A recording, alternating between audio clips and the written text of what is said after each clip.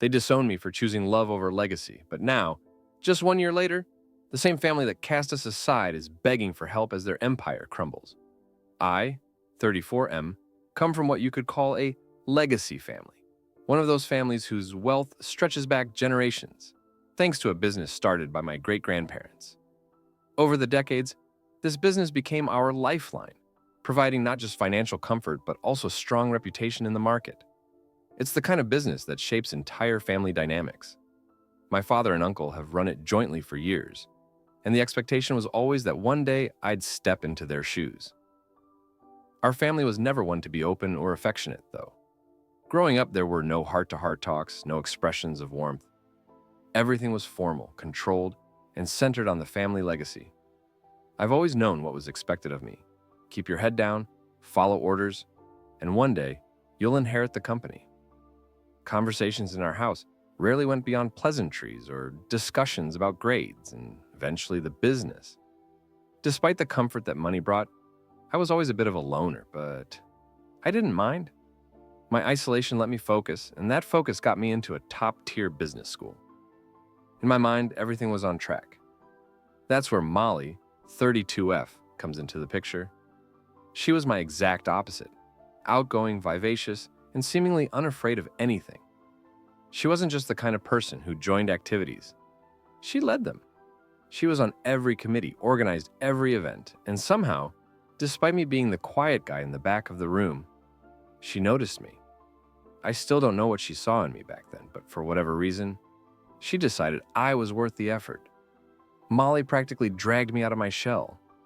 Before I knew it, she had become my closest friend, the only real friend I had at the time. By the time we graduated, I was a different person, thanks to her. I found myself more confident, more capable of taking initiative. And through it all, I'd realized she was the one. When I finally gathered the courage to ask her out, I was half expecting her to reject me. But to my surprise, she admitted she'd felt the same way for a long time. That's how our relationship began. Introducing Molly to my family was a moment I'd been dreading, even though I wasn't fully aware of how bad things would get. At first, things seemed fine.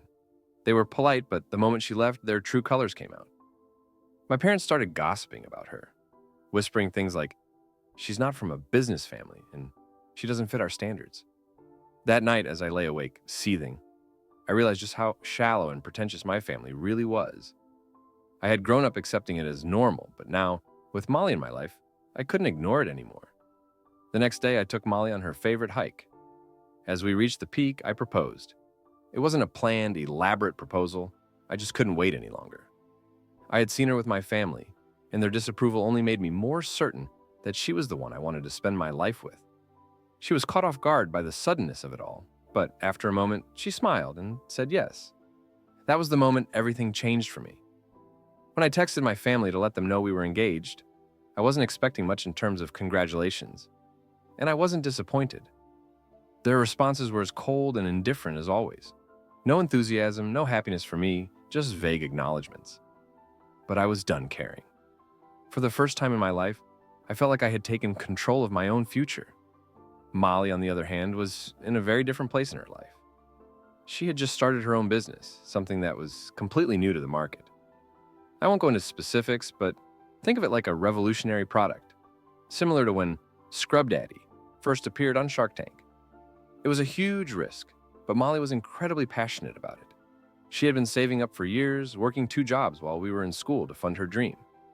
When I offered to help financially, she firmly declined. This was her thing, and the only support she wanted from me was emotional. I admired her for that. As the wedding planning began, my family, predictably, wanted to turn it into a grand spectacle, something that would impress their high society friends. They initially assumed that Molly's family must be well off too, given that she attended the same prestigious business school as me. But when they found out she was adopted and came from a modest background, they quickly lost interest. Suddenly, they didn't want her to talk about her family at the wedding, and they made it clear that the event was more about maintaining their reputation than celebrating our love. That was the final straw for me. I decided that I didn't want my family to have anything to do with our wedding, but Molly, being the loving, family-oriented person she is, had no idea how they truly felt about her. I didn't want to break her heart by telling her the truth, so I lied. I told her that I had always dreamed of a private, intimate wedding with just the two of us. She was hesitant at first, wanting our families to be involved, but I convinced her that this was something I had always wanted. We eloped the following weekend to a city known for quiet, romantic weddings. It was perfect. Just the two of us, pledging our lives to each other without any of the pretense that had plagued my family's idea of a wedding. After the ceremony, I called my mother to break the news. The reaction was exactly what I expected: outrage, masked by politeness for the sake of appearances. They couldn't publicly admit they were furious, so they pretended like it had been the plan all along. Once we got back from our honeymoon, Molly went to visit her parents, and I went to deal with my family. They were waiting for me, of course, and the moment I walked through the door, the berating began. I'd gone against everything they had ever expected of me, but this time, I wasn't going to sit there quietly and take it. I stood up for Molly, reminding them how they had gossiped about her and belittled her just because she didn't fit their ideal mold. For the first time, they seemed to realize I wasn't the passive son they had raised. They didn't apologize, but they stopped talking about it. Christmas came around soon after, and my family decided to throw a grand celebration, which, in their minds, was going to be a replacement for the wedding they never got to host. I didn't want to go, but Molly, ever the pragmatist, saw it as an opportunity to make connections for her business. So we went, and as expected, things were awkward from the start. Joe, my cousin, greeted us warmly, but my parents and extended family barely acknowledged us. My father congratulated me on the wedding with all the warmth of a corporate handshake, and my mother was distant as usual. Molly tried to keep the mood light, giving me reassuring glances throughout the night. After the guests had left, I approached my father, expecting that this would finally be the moment where I took my place in the family business. After all, I had been preparing for this my whole life. But instead, my father dropped a bombshell. My uncle was going to take over the company, at least temporarily, because I had been too distracted with my marriage. He said I wasn't serious enough, that marrying Molly had damaged our family's reputation. He even mocked Molly's business, calling it a failure before it had even gotten off the ground.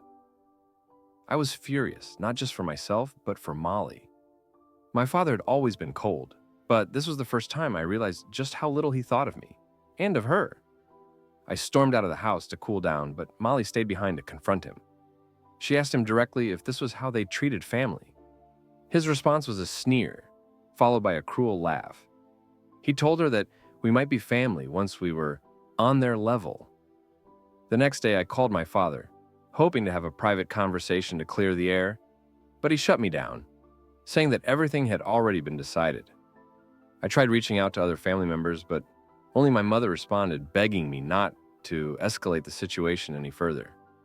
It was clear that I was being pushed out, not just from the family business, but from the family itself. They were done with me, and in a way, I was done with them too. Over the next few months, Molly's business began to pick up steam. I took on a high-level PR position in her company, helping her navigate the connections we had made, and together we built something incredible.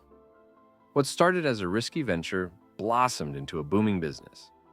By the end of the year, Molly's company was making headlines, and she was named one of the top rising entrepreneurs by a leading business magazine. We were doing better than ever, both financially and emotionally. We had moved on from my family's toxic influence. Then, out of nowhere, my mother started calling. At first, we ignored it.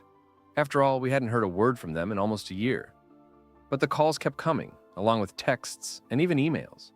Molly eventually opened one of the emails, thinking something serious must have happened. It was from my mom, asking to meet for lunch. Just her and Molly. Molly was hesitant, but after some thought, she decided to go.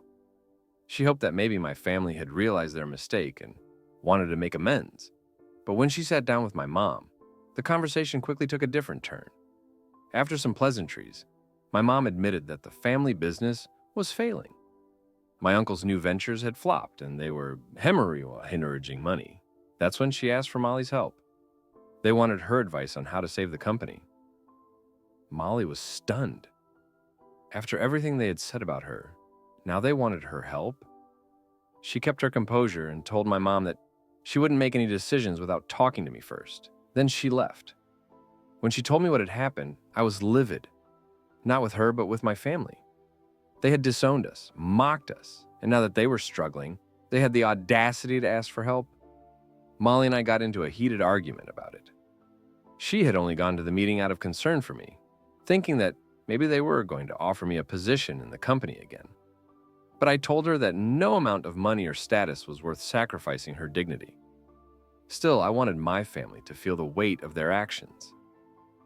So against Molly's better judgment, I arranged for us to meet with them one more time. I told my mom we'd come to the house, but only if the entire family was present. That weekend, we were treated like royalty the moment we stepped through the door. My dad even called me his golden son, praising me for marrying Molly and making her a part of the family. I could barely contain my disgust. Finally, I asked him outright why they wanted us there. That's when he admitted the truth. The business was failing, and they needed me to take over, with Molly's help, of course.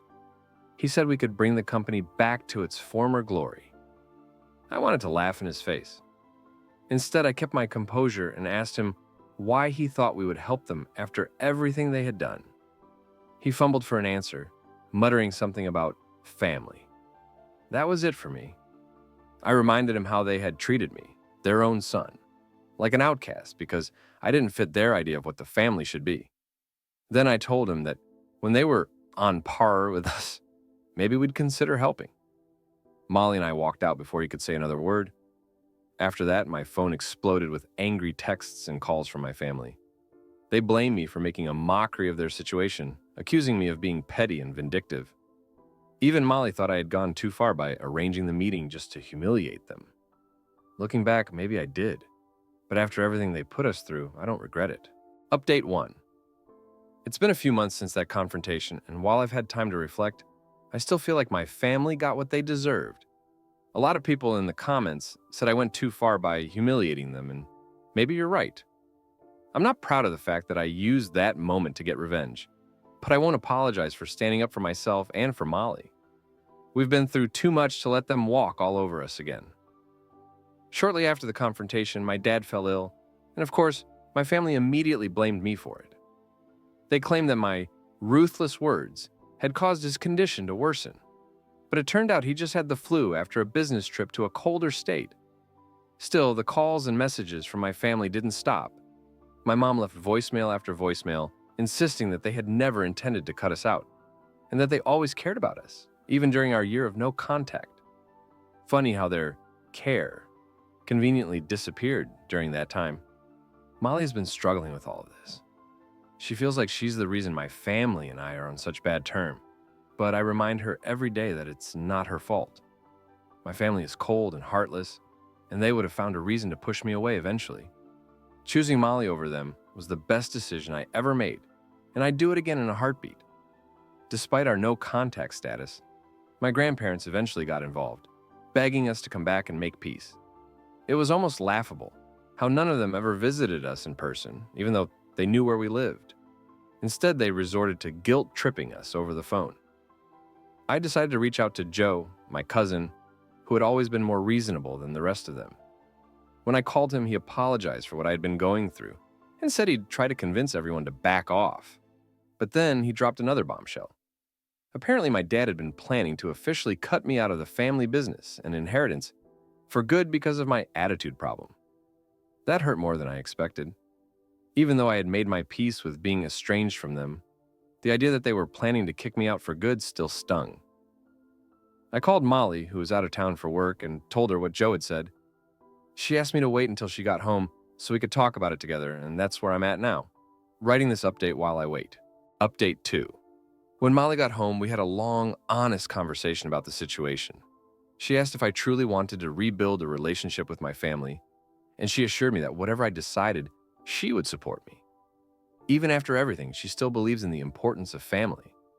But after thinking it over, I realized that I don't want to go back to them. Sure, it would feel strange not being part of the family anymore, but I've come to accept that they never really valued me or Molly. I'm happy with the family we're building together. Molly, ever the kind soul, was still willing to help my family with their business troubles. But I told her absolutely not. I knew that if we got involved again, they would use her until they got what they wanted, and then they'd discard us just like before. She agreed, though I could tell it bothered her. Molly has such a big heart, and the idea of turning her back on anyone, even people who hurt her, doesn't sit well with her. A few days later, Molly got a missed call from Joe. It was odd because she hadn't given him her number. She showed it to me right away, and we decided to call him back together, putting the phone on speaker. Joe picked up and got straight to the point. The family business was in even worse shape than we had thought. They were losing credibility in the market, struggling to make payments, and no one wanted to do business with them anymore. He said that only Molly could help save the company by associating her name with it and providing financial support. Molly calmly told him no. After what had happened during our last meeting, there was no way she was going to get involved. But then Joe dropped the hammer. My grandfather was also on the call, and he started pleading with Molly to reconsider.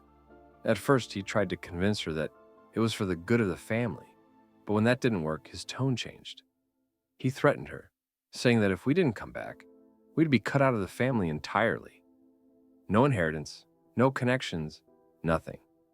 That's when I took the phone. I told my grandfather that his threats didn't scare me and that they should be the ones who were scared, given the state of their business. He started to cry, apologizing for everything, but I told him it was too late. I warned him that if he ever threatened us again, we'd take legal action. Then I hung up. Molly was shaken by the call, but it only reaffirmed that going no contact was the right decision. We're done with them for good, and from now on, we're focusing on our future, not theirs. Update 3. I know this update has been long overdue, but it comes with some good news. Molly is pregnant. We're beyond excited to be starting this new chapter in our lives, and we've been keeping the news to ourselves for now. As for the situation with my family, things have gotten quieter, thankfully. After that last call with my grandfather, we haven't heard from them much. It seems my warning worked, because they haven't tried to contact us since. It's been a few months of peace, and that's exactly what Molly needs right now as she navigates her pregnancy. However, just when we thought we'd left the drama behind, we found out something that took us by surprise. A businesswoman we had met at my family's Christmas party, a longtime investor of ours, came to our office for a meeting. During our conversation, she casually mentioned that my family had been going around telling people that Molly was still connected to their business. Apparently, they had been using Molly's name to secure meetings and deals, implying that she was backing them financially. We were furious. After everything, they had the nerve to use Molly's name without permission? Our investor friend had her suspicions, which is why she came to us to verify the story. When we confirmed that my family was lying, she suggested we take immediate action to distance ourselves from them publicly. If their business went under, we didn't want our names associated with their downfall. After some discussion, Molly and I decided to go public. I sent Joe a courtesy email, letting him know that we were aware of what was happening and that if it didn't stop, we'd take legal action.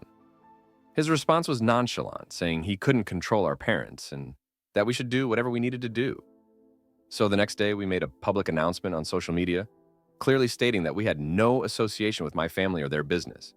We warned anyone doing business with them not to use our names as leverage. The post blew up. It went viral, and within hours, people were talking. My family tried to do damage control, claiming that our social media had been hacked, but no one believed them. Their business took a massive hit, and they were left scrambling to explain themselves. While I don't take pleasure in their downfall, I can't say I feel sorry for them either. They brought this on themselves. Molly's been taking it all in stride, though I could tell the stress was starting to get to her. I suggested she take a few weeks off to focus on herself and the baby, and she agreed. She went to stay with her parents for a while, to get some much-needed rest. Meanwhile, I've been dealing with the fallout. After our public post, my family went into full damage control mode. They even went so far as to accuse me of stealing from the family business to fund Molly's company. They claimed they had spared me a legal case out of the goodness of their hearts, and were now officially cutting me out of the inheritance. It was laughable. I didn't have to do anything to disprove their lies because one of their investors called them out, demanding proof of their claims. Of course, they had none. Their bluff was called, and the situation quieted down after that. Now that things have settled, Molly will be back at work soon, and we're both ready to move on with our lives. I'm looking forward to the future, and for the first time in a long time, I feel like we're free of the weight of my family's toxic influence. Final update. A few more months have passed, and I'm happy to report that this will be my final update. Things are finally looking up. Molly is in her third trimester, and we're eagerly preparing for the arrival of our baby. We've been focused on the future, building our business, and creating a new life together, far away from the drama that used to plague us. However, my mother did make one last desperate attempt to contact us. A mutual acquaintance must have told her about Molly's pregnancy, because one night, out of nowhere, she showed up at our house. It was late and she was drunk, stumbling onto our doorstep in tears. We let her in not because we wanted to, but because she was in such a bad state. She broke down telling us that the family business had collapsed after our public post. My dad and uncle were now feuding, and the family was falling apart. She begged us to forgive her, saying that she wanted to be a part of her grandchild's life and that my father was remorseful as well. She even offered to leave him if it meant we could rebuild our relationship. I felt no sympathy for her. She had stood by while my family treated us like outcasts, and now that her world was crumbling, she expected us to swoop in and save her. I told her that she had made her choice, and she deserved to stay with the people she had defended for so long. We called her a cab and sent her home, making it clear that we didn't want any further contact. A few days later, Joe reached out, asking if he could work for Molly's company. He said things were bad at home, and he wanted to distance himself from the chaos. After some discussion, we agreed to consider it, but only if he kept our arrangement private from the rest of the family. As for Molly and me, we're planning to move to a new city soon. We want to start fresh, away from the memories of the past, and focus on raising our child. The future looks bright, and we're ready to embrace it with open arms. Commentary time. Wow, what an emotional roller coaster. OP's story is a powerful example of breaking away from toxic family dynamics and choosing love and integrity over legacy. It's incredible to see how OP stood his ground and prioritized his relationship with Molly, despite the immense pressure and disapproval from his family. The family's obsession with status and appearances really shows how disconnected they were from what truly matters in life: love, respect, and loyalty. It's heartbreaking that OP had to make such a difficult choice, but it's clear that cutting ties with his family was the best decision for both him and Molly. They were able to build a life and business together, proving that success doesn't always have to come from following in someone else's footsteps. OP's family thought they could use guilt and manipulation to regain control, but OP showed remarkable strength by standing firm and not letting them walk all over him. Molly's kindness and willingness to give OP's family a chance, despite everything, speaks volumes about her character. However, the family's arrogance and entitlement when asking for her help after treating her so poorly is astonishing. OP's final confrontation with his family was long overdue, and the way he and Molly handled the situation was nothing short of admirable. It's inspiring to see how OP and Molly's love and determination have helped them rise above the negativity. They're now free to focus on their own future, especially with a baby on the way.